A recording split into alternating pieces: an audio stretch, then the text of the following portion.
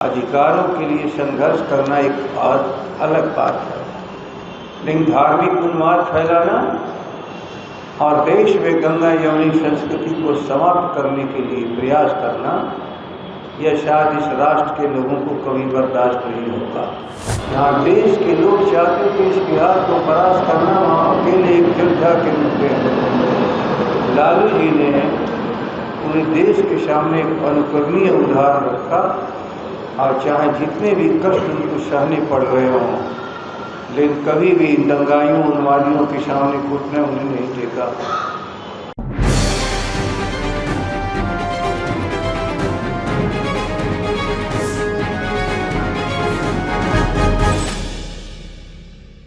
नमस्कार, मैं हूं चंद्रशेखर और आप देख रहे हैं पटना प्राइम। देखिए, राजद प्रदेश कार्यालय में प्रदेश अध्यक्ष जगदानंद सिंह की उपस्थिति में प्रेस कॉन्फ्रेंस रखी गई है। प्रेस कॉन्फ्रेंस में क्या कुछ कहते हुए नजर आ रहे हैं जगदानंद सिंह, पहले आप सुनिए। उन्होंने संविधान में शामिल किया,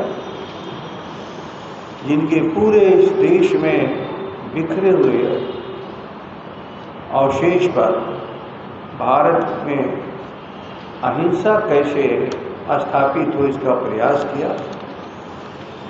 इस सारी चीज़ों को खत्म करते हुए इस मुल्क को हिंसक बनाने का प्रयास किया जा रहा है। अधिकारों के लिए संघर्ष करना एक अलग बात है, लेकिन धार्मिक उन्माद फैलाना और देश में गंगा यमुनी संस्कृति को समाप्त करने के लिए प्रयास करना, यह शायद इस राष्ट्र के लोगों को कभी बर्दाश्त नहीं होगा। तो उस धारा को जिसे किसी वक्त पर लोगों ने गलत नारे दे करके तोड़ा था, समाजवादी धारा जिसके लिए डॉक्टर राम मनोहर लोहिया, जगदेव बाबू और कर्पूरी ठाकुर जी जैसे लोगों ने ताकत दी थी, और जिसी को मान्यता देकर के आदरणीय लालू प्रसाद जी ने इस बिहार को सबको एकजुट किया था, जो 95 की धारा थी,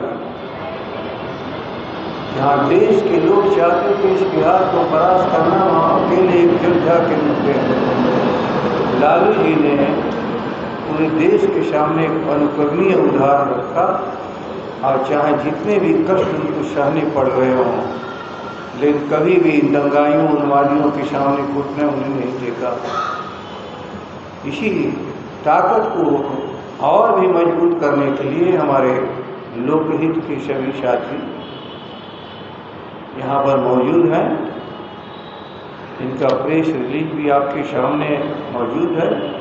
मैं उनके प्रदेश अध्यक्ष जी से आग्रह करता हूँ कि आप अपनी बातों को सभी प्रेस के साथियों के सामने रखें, क्योंकि ये बहुत महात्मा बुद्ध जो सत्य और अहिंसा के सबसे बड़े इस देश के अंदर में नहीं बल्कि दुनिया में दिखाना, शांति के प्रतीक, सबका सम्मान, इसीलिए सब की चर्चा की होने की है।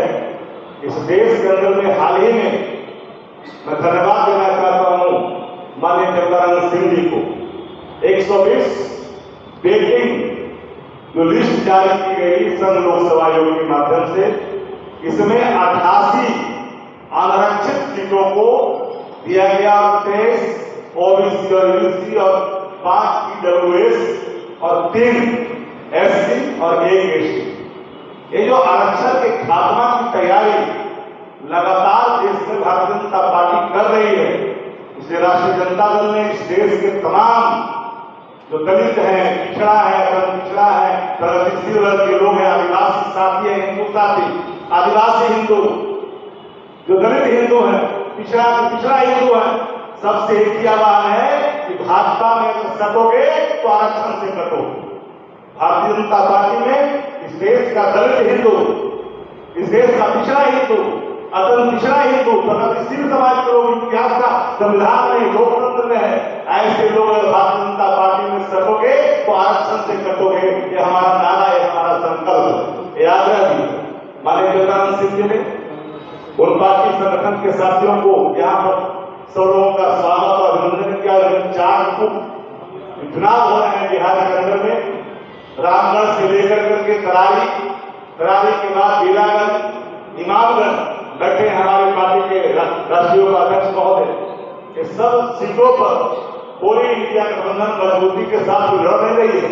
हम लोगों ने पहले भी चुनाव लड़ा है मजबूती के साथ, 48% मत प्राप्त भी किया था। तो याद होगा यहाँ से लेकर करके मुंगेर की उतारापुर की सीटें, हम लोग सब सीटों पर चुनाव लड़ते रहे और वो चुनाव में पूरी मजबूती के साथ इंडिया गठबंधन तमाम सीटों पर वो अपना परचम फहराएगी। क्योंकि बिहार का जो एक एक लोग है वो एक ही बात को जानता है कि तेजस्वी जी की जो तेज है वो तेज है बिहार के विकास। तेजस्वी जी के अंदर जो तेज है वो बिहार की खुशहाली का। तेजस्वी जी के जो अंदर तेज है वो प्रतिबद्धता है बिहार के सर्वांगीण विकास की गाथाओं को लेकर के आगे बढ़ने की। उनके अंदर जो तेज है वो युवाओं का बल है, किसानों का बल है, नौजवानों का बल है, महिलाओं का बल है। इसीलिए राष्ट्रीय जनता दल है और राष्ट्रीय जनता दल ने इन संकल्पों के साथ पूरी चारों ओर चुनाव में आप सही पत्रकार साथियों से कहना चाहेंगे कि आज बिहार एक ऐसे नाजुक मोड़ पर खड़ा है, एक ऐसे नाजुक हाथों में है जहां पर भ्रष्टाचार की गंगोत्री के सिवा कर नहीं रहा। एक अचेत नायक जिसके हाथ में बिहार है, काश अगर ये स्वरूप किसी और दलों के बीच में होता और उसकी सरकार होता तो आज बिहार के अंदर में चाहे वो किसी धड़ा के लोग होते उनकी धज्जियां उड़ा करके रख देते। लेकिन आज जिस अचेत नायक के नेतृत्व में बिहार शासन चला रही है, सबको पता है कि शागिर्दों ने बिहार को कहां ला करके खड़ा कर दिया है। नेतृत्व के शागिर्द है, बिहार को कहां ला करके खड़ा किया है। आज बिहार जिस नाजुक मोड़ पर है, बिहार के तमाम लोग इस अचेत अवस्था को ढोने के लिए अब तैयार नहीं है। नायक स्वस्थ चाहिए, नायक के अंदर चेतना चाहिए, नायक के अंदर दुर्दशा चाहिए, नायक के अंदर सर्वांगीण विकास का जज्बा चाहिए, कार्यों में सर्वभौमता का स्वरूप चाहिए।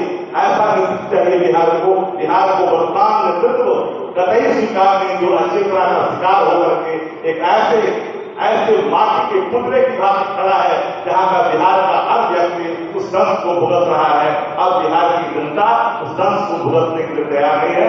चारों सीटों पर राष्ट्रीय जनता दल, पूरी इंडिया गठबंधन, हमारे संगठन के साथ सारे साथी जो हमारे बीच आए हैं, ये सब लोग मिलकर करके अपना योगदान अवदान संघर्ष के साथ देंगे और तब तक देंगे कि उनके संकल्प को एक बार फिर दोहराएंगे। उन्होंने कहा सांप्रदायिकता के खात्मे तक, सामाजिक न्याय की स्थापना तक, धर्मनिरपेक्षता की स्थापना तक हमारा संघर्ष जारी रहेगा।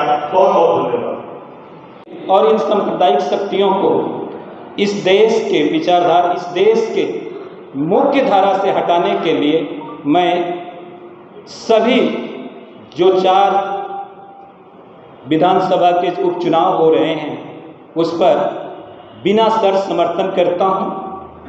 और साथ ही साथ मेरा समर्थन तब तक जारी रहेगा जब तक इस देश में सांप्रदायिकता की लौ जलती रहेगी, जब तक सांप्रदायिकता की लौ अगर इस देश से नहीं मिटेगी और हमारे सारे सांस्कृतिक धरोहर जो हैं और जो जिससे हमारी पहचान बढ़ी है, जिससे हम लोग हमारा पहचान है, भारत की किससे शान है ये आप लोग जानते हैं। भारत की पहचान विदेशों में किससे है प्रताप बंधु आप लोग जानते हैं।